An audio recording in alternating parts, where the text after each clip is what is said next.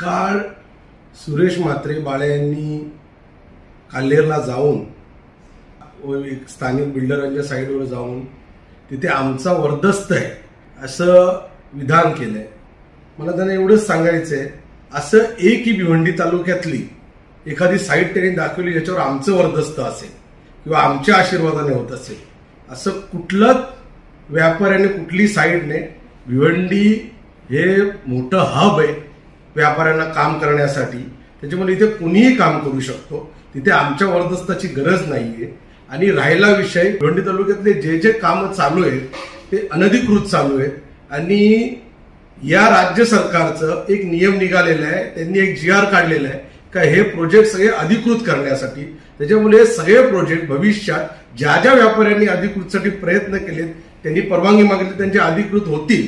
पण हे वर्दस्त असल्याची गोष्ट मला सुरेश म्हात्रे बाळ्यांना एवढंच सांगायचंय, पण तुम्ही स्वतः मागच्या निवडणुकीत कबूल केलं का तुमच्या प्रोजेक्टवर MMRDA ची कारवाई झाली आणि ती MMRDA ची कारवाई झाली तर सत्य तुम्ही लोकांसमोर न आणता चुकीची माहिती नेहमी लोकांसमोर तुम्ही मांडता।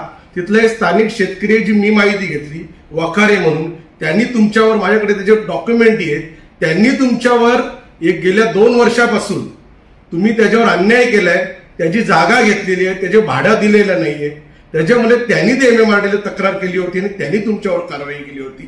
तुम्ही स्वतः कबूल केले माझ्या 5 प्रोजेक्टवर मी स्टे घेतलेला आहे, म्हणजे स्वतः अनधिकृत काम करायचं आणि दुसऱ्यावर बोट दाखवायचं। दुसऱ्यावर बोट दाखवताना 4 बोट आपल्याकडे आहेत याचा आपण विचार करत नाहीत। आपण आता लोकप्रतिनिधी आहात, लोकप्रतिनिधीचं काम काय, आपण काय केलं पाहिजे याचं अज्ञान आपल्याकडे आहे। आपण तिथे काल बोलताना बोलले का माजी खासदार व माजी केंद्रीय मंत्री, आपलं मी अज्ञान दूर करण्याचा प्रयत्न करतो का जोपर्यंत हे काळजीवाहू सरकार आहे, काळजीवाहू सरकार असल्यामुळे आजही देशाचे पंतप्रधान आदरणीय मोदीजीच आहेत, त्याच्यामुळे केंद्रीय मंत्री आजही केंद्रीय मंत्री आहेत आणि तुम्ही लोकप्रतिनिधीमधून निवडून आलेत, जोपर्यंत तुम्ही शपथ घेत नाही तोपर्यंत तुम्ही खासदार नाही आहेत। हे अज्ञान हे तुमचं आहे, हे खरंच या मला खूप वाईट वाटते या गोष्टीचं। आपलं नाव बोललं गेलेलं होतं बाळामामा यांच्याकडून, नक्की काय सांगा? मला सुरेश म्हात्रेंना एवढंच सांगायचंय, काल्हेरचं जे प्रोजेक्ट आहे त्याच्यात आदरणीय केंद्रीय मंत्री कपिल पटेल साहेब आणि माझा कुठलाही काही संबंध नाही।